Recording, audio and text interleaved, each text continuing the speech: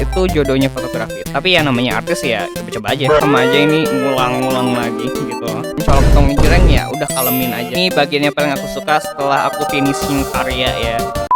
Halo, Pilih Azuki di sini penuh hari dengan warna, cahaya, dan aksi. Jadi di video kali ini aku akan bahas tentang yang namanya komposisi. Jadi komposisi itu apa sih?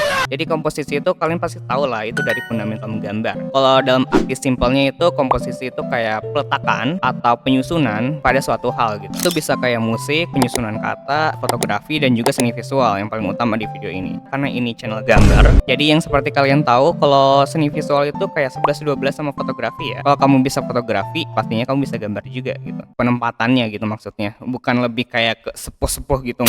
Dan banyak yang bilang kalau artis itu jodohnya fotografi, tapi kita di sini nggak akan bahas mimpi, oke? Jadi setelah aku melakukan beberapa research di Google atau di saluran YouTube ya, yang platform yang kalian lihat saat ini, bahwa seni visual itu kayak nggak cuma kayak penyusunan letaknya aja, tapi juga kayak ke dalamnya, seperti pola atau detail, warna, dan juga sama cahaya ya. Nah itu saling berkesinambungan dalam seni visual kalau pengen bagus gitu, atau enggak mau kayak komposisinya tuh mau lebih pas.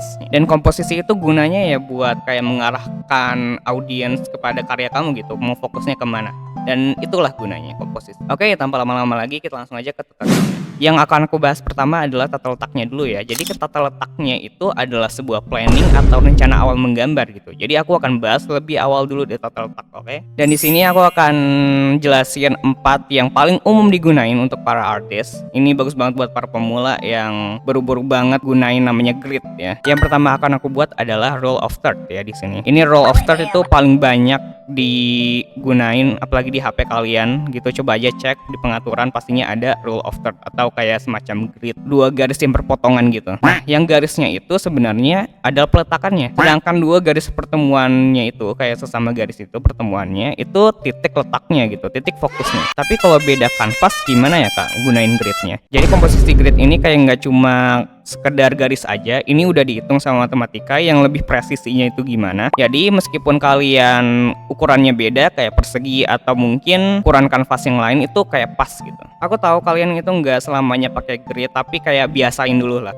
Dan yang kedua itu golden ratio ya. Jadi golden ratio ini sejenis grid rasio 2 angka bilangan emas ya. Jadi ini komposisi ilahi yang dibilang kayak komposisinya udah sempurna gitu. Dan pokoknya yang putarannya itu sebuah focal point atau titik fokus utama karya kalian kalau pengen pakai golden ratio-nya ya. Dan kalian kalau pakai golden ratio di beda-beda kanvas dan kalian bisa gepeng-gepengin atau kayak diubah ukurannya, itu bakal ngerusak rasionya. Jadi kayak udah nggak sempurna lagi. Tapi ya namanya artis ya coba-coba aja.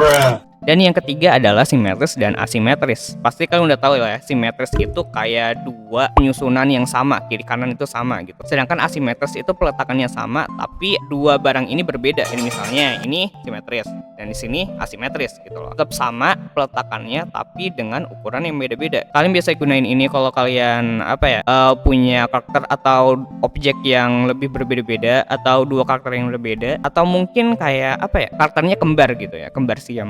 Dan yang keempat adalah sentral dan radial ya. Ini sebenarnya beda, tapi aku gabungin aja. Jadi sentral itu benar-benar di sentral atau kayak di titik tengah pusatnya di kanvas kalian itu. Jadi itu pertemuan antara ujung garis di ujung ke ujung sudut gitu. Jadi pertemuannya itu di titik tengahnya gitu. Nah itu sentral. Sedangkan radial itu kayak sebuah putaran atau kayak objek yang mengelilingi si objek utamanya itu gitu. Tapi tetap sentral, di sentral atau di tengah gitu loh. Jadi sentral itu tengah, sedangkan radial yang mengelilinginya gitu.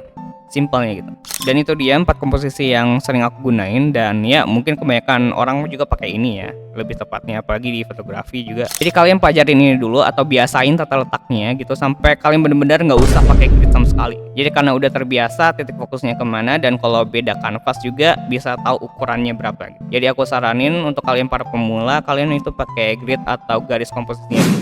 Untuk bagian kedua, aku akan bahas namanya detail dan pola. Itu detail dan pola itu kayak sebuah nilai pada sebuah gambar ya. Jadi yang bagian di detailin itu adalah bagian titik fokus utamanya. Atau mungkin kebalikannya ya, itu bisa juga. Jadi aku akan gambar 3 bagian di sini, yaitu background, karakter, sama objek. Aku akan bahas background dulu. Jadi kalau kita detailin ke backgroundnya, itu otomatis kita fokus utamanya ke karakter. Kayak yang lebih simpelnya gitu buat dilihat. Tapi kalian tetap nunjukin environment atau kayak benda-benda di sekelilingnya itu kayak kayak lebih mendetail dan punya ceritanya gitu. Jadi sebelum lihat ke backgroundnya, mereka lihat ke karakternya dulu, nanti sekelilingnya itu baru dilihat. Dan sedangkan kalau karakter itu detailnya ke karakter ya kebalikan dari background. Aku sama aja ini ngulang-ngulang lagi gitu loh. Jadi ya fokus utamanya yang pastinya ke background. Karena kebanyakan orang itu lebih fokus ke gambar yang simple-simple dulu gitu, baru ke karakter yang kayak lebih detailnya. Tapi kalau gimana karakter kalian itu sama-sama detail, gambar backgroundnya juga, gambar si karakternya juga gitu. Nah itu bisa diatur namanya line-nya gitu loh. Misalnya garis karakternya itu tebal, nah sedangkan garis backgroundnya itu bisa tipis gitu. Nah bisa diukur dari garisnya juga kalau semuanya detail gitu. Sedangkan objek itu fokus utamanya itu pilihan ya. Jadi misalnya kalian punya satu objek yang harus dilihat audience atau kayak pengen dilihat pertama duluan, sedangkan background atau karakternya itu dibikin simple karena udah ada satu yang lebih detail gitu. Atau mungkin kebalikannya sekali lagi. Jadi kesimpulannya adalah kayak tetap memperhatikan fokus utamanya dan juga kayak kalian tuh kasih detail atau kerja keras di bagian yang pengen dilihat orang tuh gimana gitu. Dimulai dari satu pandangan yang simple dulu. Meskipun background dan karakternya itu detail ya diukurin pakai garis aja. Misalnya garisnya tipis backgroundnya, sedangkan buat yang tebal itu garis si karakter gitu. Dan untuk bagian 3 yang paling sulit adalah pemilihan warna. Oke, jadi mohon maaf banget biar nggak kehabisan konten ke depannya. Jadi yang untuk video kali ini itu bahas warnanya yang simple aja dulu ya. Yang penting kalian tahu lah. Oke, untuk pemilihan warna tentang kayak keseimbangan dan fokus utamanya ya. Jadi misalnya di sini kan tahu kan ini area gelap dan sini area terang. Jadi itu kalian memilih namanya warna-warna yang kayak kebalikannya dari fokus utamanya gitu. Misalnya kalau fokus utamanya itu kayak pakai warna-warna cerah, berarti kalian backgroundnya itu pakai warna-warna yang cenderung agak gelap. Kan roda warna kan ada sisi gelap dan sisi terangnya ya. Jadi kayak kalian pakai itu aja dulu. Aku saranin pemilihan warna yang paling simpel itu pakainya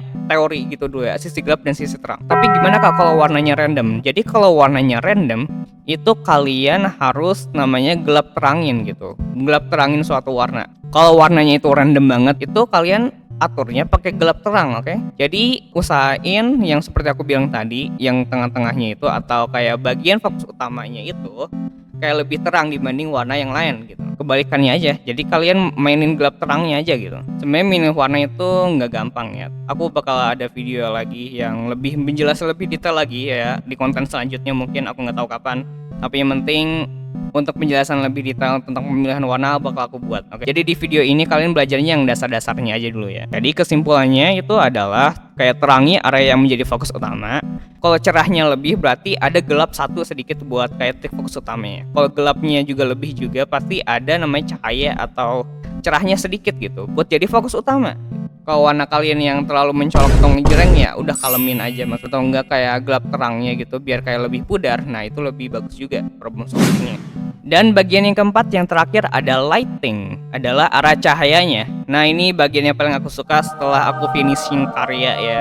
Jadi kita mengarahkan suatu cahaya ke objek yang tertentu. Ini mah gampang lah ya. Jadi ada 3 bagian yaitu objek, garis, sama pisah ya. Jadi cahaya itu kayak nggak cuma kayak sekedar menerangi ruangan atau kayak pantulan. Jadi itu kayak bisa lebih mengarahkan atau kayak memisahkan objek ke objek yang lainnya gitu. Karena cahaya ini gampang, jadi aku kasih kalian ide buat karya-karya kalian selanjutnya ya. Lighting yang garis kayak gini itu misalnya kalau kalian kayak buka lemari atau apa ya, jadi objek yang tertentu, misalnya di satu objek yang bakal terangin, nah itu bisa jadi titik fokus utamanya karena lightingnya itu ke satu objeknya aja gitu. Kalau pisah berarti itu bisa juga kayak terangnya itu di objek satunya aja, sedangkan yang lain enggak. Jadi titik fokusnya udah auto langsung, pastinya ke situ, oke? Untuk bagian lighting yang lebih mendetail lagi mungkin kayak next di video selanjutnya ya. Coba kalian ini udah bagian terakhir, coba tulis kolom komentar apa yang kalian nggak ngerti atau apa yang kalian bingungin. Jadi kesimpulannya adalah itu kayak bisa misahin suatu objek dengan objek lainnya. Terang di satu area bisa diorganisir atau kayak terlihat gitu. Dan punya makna tertentu. Paling penting. Jadi kesimpulannya adalah komposisi dalam seni visual itu kayak buat ngarahin mata audiens pada karya atau buah hati kamu yang kamu buat. Jadi komposisi dalam seni visual itu punya banyak bagian dan caranya ya. Dari warna, cahaya, detail, dan tata letak. Dan meski nggak ada keempat itu tadi, bisa dibilang ada komposisinya juga. Coba aja kamu lihat contoh aku yang aku buat. Nah, meskipun nggak ada warna, nggak ada kayak tata letak atau grid, itu masih dibilang ada komposisinya gitu. Dan cara buat dapetin komposisi yang pas atau dapetin komposisinya, itu kalian fokus ke satu objek atau satu yang kalian pengen diperhatiin gitu. Jadi kayak sebelum memberikan detail atau semacamnya, kalian itu fokus ke satu hal dulu sebelum kayak membuat effort lebih. Oke, sekian untuk video kali ini. Makasih banyak udah nonton. Jangan lupa like dan subscribe untuk mendukung channel ini. Jangan lupa baca komikku juga, The New Member dan Sparkle Angel di Webtoon. Dan makasih banyak untuk kalian yang kayak udah masukin fan artnya di hari ulang tahunku. Makasih banyak buat kalian yang udah kasih hashtag ke gambar kalian Firly Broken Heart itu buat dibenerin. Itu aku gunain buat jadi bahan atau contoh-contoh biar gambar kalian itu ada gitu di video aku. Dan kalau untuk fan art kalian bisa pakai hashtag ini yang ada di layar ya.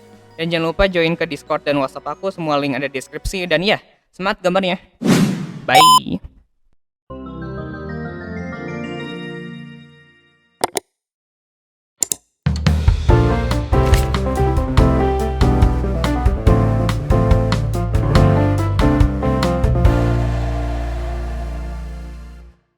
Udah lumayan lah, agak panjang gitu. Oke, ini ngulang ya, Firly. Ini ngulang. Kamu ngeditnya. Oke, kamu ngedit lagi di sini, Firly ya. Shit.